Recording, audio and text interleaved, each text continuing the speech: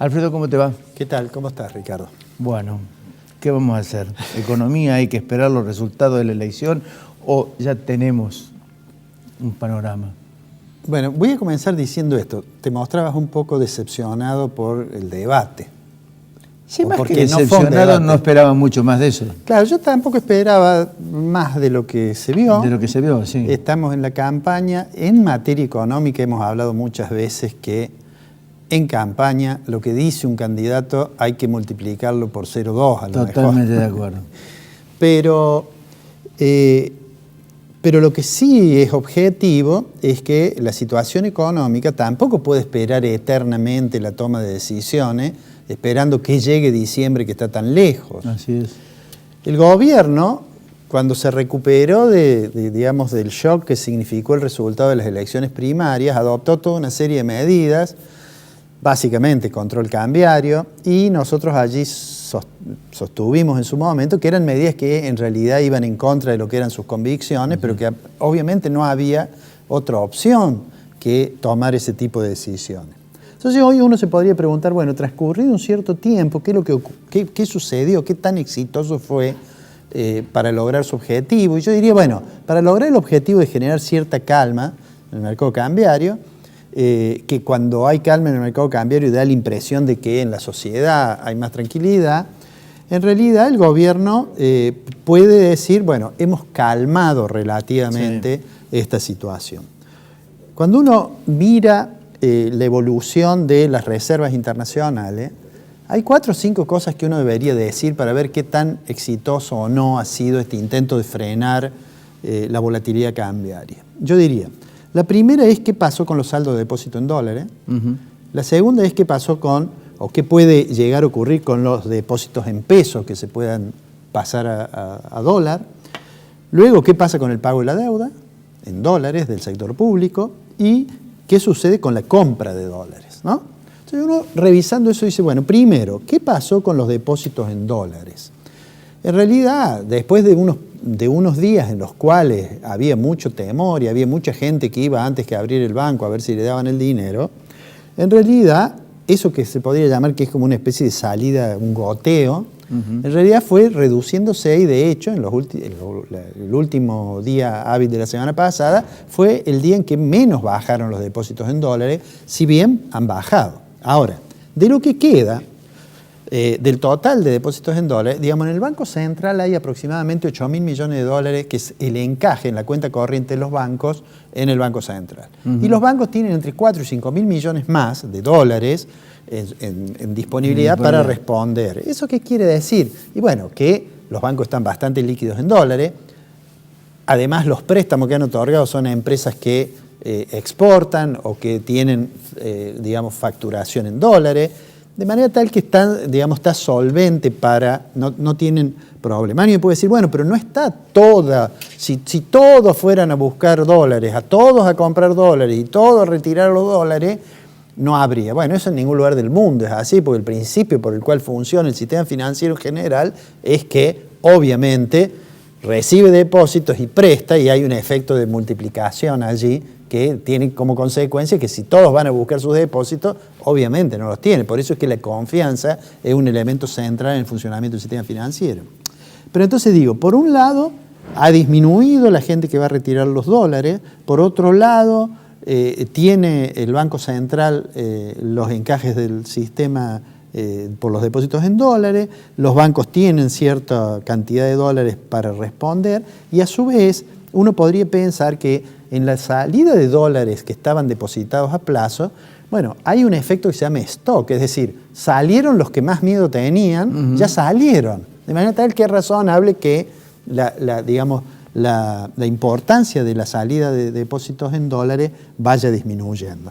Entonces uno dice, bueno, pero entonces, ¿qué sucede con los depósitos en pesos? ¿No será que los depósitos en pesos pueden correr a buscar tipo de cambio? Y bueno, ahí opera la restricción a la compra de moneda extranjera. Solo los particulares y solo hasta $10.000 mensuales pueden comprar. Entonces eso es lo que explica que los depósitos en pesos, aunque bajen, no bajan significativamente, ¿no?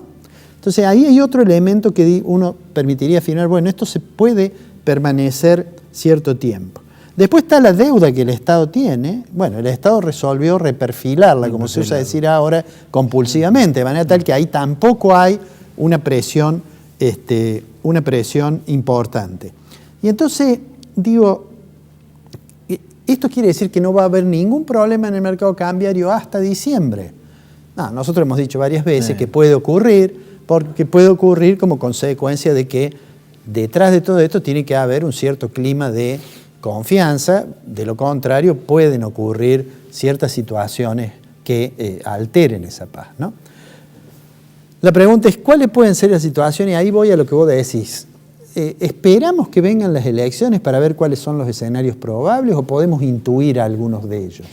Entonces yo digo, tenemos las elecciones, la primera vuelta, y la pregunta es, bueno, si hay segunda vuelta, vamos a seguir en un clima de incertidumbre, los candidatos van a seguir diciendo lo que decían, seguramente se va a profundizar la confrontación y algunos de los que no participen de la segunda vuelta expresarán qué les parece que sería mejor, cuál de los dos que pasen gane, etcétera, ¿no?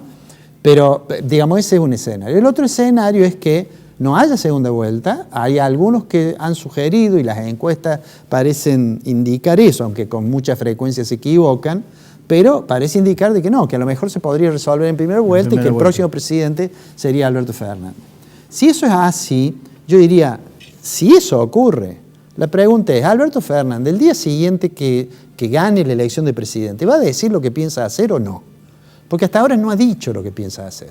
Porque decir simplemente que voy a poner dinero en el bolsillo de la gente, o decir que al mismo tiempo que voy a procurar un boom exportador con tipo de cambio alto, voy a recuperar los niveles salariales, digamos, hay demasiado... Y al mismo tiempo vamos a alimentar el consumo. Y vamos a aumentar el consumo interno. Digo, hay demasiadas contradicciones internas en ese discurso, solo explicables en el contexto de intentar, digamos, subyugar a los electores, y que es legítimo además que eso sea así. Ahora, al margen de lo que diga, hay dos o tres cosas que a mí sí me gustaría puntualizar.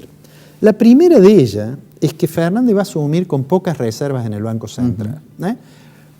Los otros días veía una estimación que dice que las reservas, aproximadamente, que se empieza a usar el término reservas netas, por decir a qué puedo apelar en caso de que tenga que disciplinar el mercado, que estaría en el orden de 13 a 15 mil millones.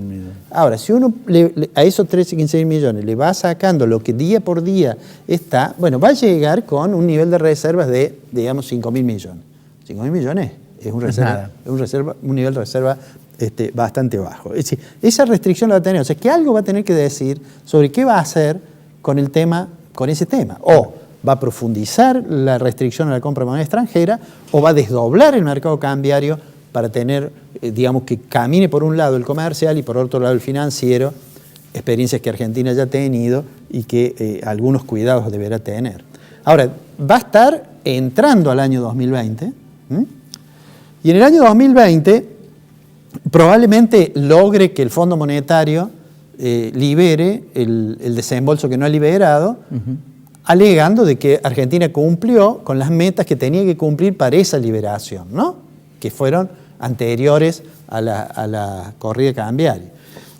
Ahora, el Fondo Monetario, casi con seguridad, va a decir, bueno, pero hablemos de todo. Vamos a tener que renegociar todo. No porque el año que viene Argentina tenga que cancelar el pasivo con el fondo en montos significativos, porque en realidad va a ser en el año siguiente ese problema. Pero digamos que lo menos que puede pretender un acreedor como el fondo es, mire, vamos a despejar el panorama, a ver cómo usted va a pagar lo que debe. Claro. ¿No? Allí eso es central, porque sin eso es muy difícil que logre, digamos, acuerdo con los acreedores privados. Los acreedores privados van a decir, bueno, yo puedo, digamos, renegociar algo, más allá de que sea esto que se usa a la uruguaya. Eso no hay que darle mucha importancia, pero son situaciones distintas, lo mismo cuando se habla de Portugal. Pero digo, en realidad lo que el acreedor va a decir, bueno, che, iré a cobrar. Claro. Iré a cobrar los intereses. Entonces, para eso, bueno, la figura de que el Fondo Monetario haya acordado, yo diría, es casi una condición sine qua non. Ahora, va a renegociar todo, va a reestructurar con la acreedores privados.